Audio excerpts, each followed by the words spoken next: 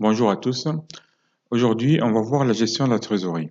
Donc, pour commencer, on va cliquer sur ce bouton-là, gestion de la trésorerie. On va aller sur les comptes de trésorerie pour configurer les comptes. Donc, par défaut, sur le programme, on a ces comptes-là. Donc, on a caisse recette. Donc, c'est la caisse recette espèce en réalité. Donc, je préfère ajouter espèce.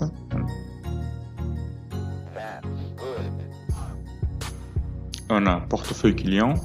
Donc ce compte-là, il va comporter toutes les chèques et les traites des clients.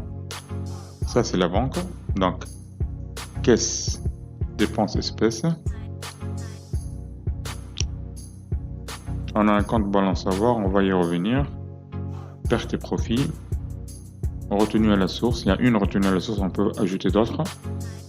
Et un compte caution chèque de garantie. Donc ici, à la place de banque, on va entrer ici et mettre notre banque. Par exemple, Biat. On va faire OK.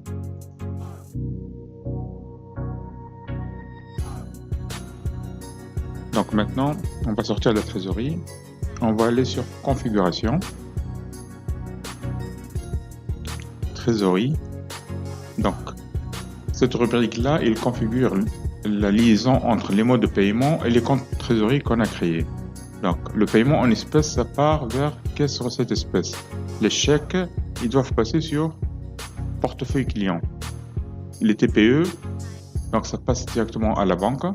Les effets, c'est portefeuille client.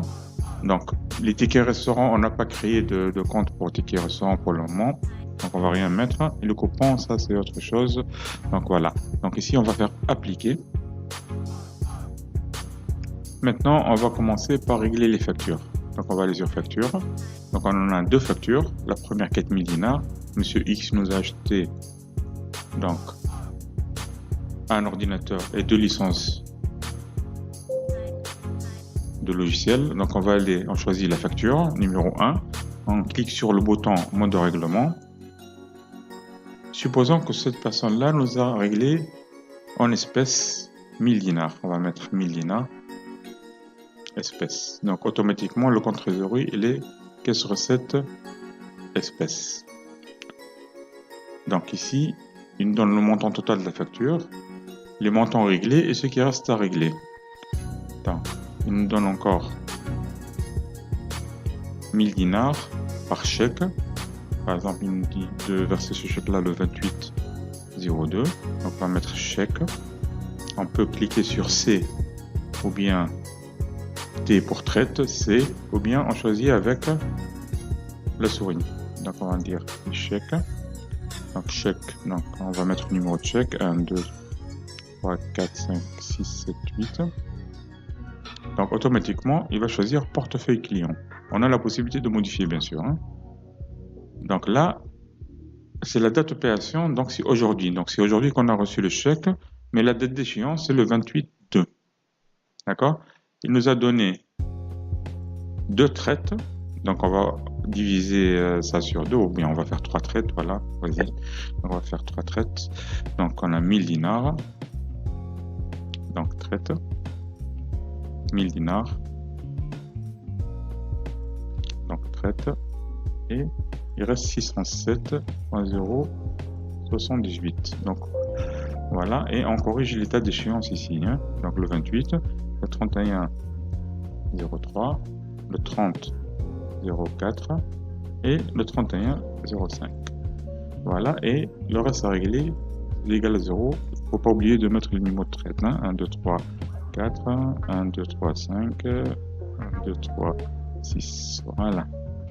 Et la date d'opération, ça doit être la date d'aujourd'hui, puisque c'est aujourd'hui que vous avez reçu le paiement. Et on va faire OK. Oui, la date d'échéance du paiement espèce. Ah oui, j'ai oublié de mettre ici. Donc, traite. Bien sûr, on ne peut pas avoir une date d'échéance différente de la date d'opération pour le paiement en espèces. Donc, on va faire OK. Donc cette facture-là, il n'y a plus de reste à régler, elle est réglée. Donc cette deuxième facture, supposons que le client nous donne un seul chèque, donc on rentre sur trésorerie. D'accord, on met 1500.589 chèque et on met le numéro de chèque. Et on va faire OK. Donc on va aller à la gestion de trésorerie. Donc tous ces boutons-là, ils vont faire objet d'une prochaine formation. Donc on a les encaissements journaliers, les bordereaux de version bancaire.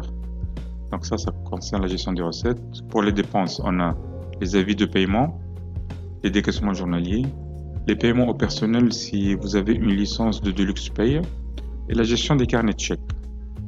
Les opérations diverses, opérations de paiement avec lettrage. Ça veut dire un client il peut vous donner un chèque pour régler plusieurs factures. Donc c'est l'opération inverse. Les virements internes entre caisse-banque, banque-banque, banque-caisse. Donc notre débit crédit, ça fonctionne avec Deluxe Compta. C'est pour passer des opérations qui touchent à la trésorerie sans passer par les comptes tiers. Gestion des impayés, les prévisions de paiement, gestion des tickets restaurants, gestion des retenues à la source. Et finalement, les opérations bancaires, donc les encours de paiement, la saisie manuelle du relevé ou bien importation à partir du site web de votre banque, le rapprochement bancaire et la gestion du relevé bancaire. Et en bas, la gestion des effets. Donc, gestion des effets, il y a les encours d'escompte, les effets escomptés non échus, les effets escomptés et échus. Bon, vous remarquez ici qu'il y a un fichier d'aide. Donc, quand vous cliquez sur ce fichier-là, il vous donne une petite formation générale sur chaque bouton, ce qui permet de faire. Donc, c'est une aide en ligne. Donc, je sors de là. Donc, on a aussi un autre fichier d'aide ici pour la configuration des comptes trésorerie sur le bouton point d'interrogation. Donc, la même chose. Et on a un autre fichier d'aide aussi au niveau des encaissements journaliers. Donc, ici, on va y revenir sur les encaissements journaliers. Voilà. Et un autre fichier d'aide sur les bordereaux de versement bancaire aussi. Donc, c'est des fichiers mémo, des aides en ligne. Voilà, bon, c'est tout ce qu'il y a à savoir sur les généralités de la trésorerie pour le moment. Dans une prochaine leçon, on va détailler chaque rubrique de la trésorerie. À bientôt.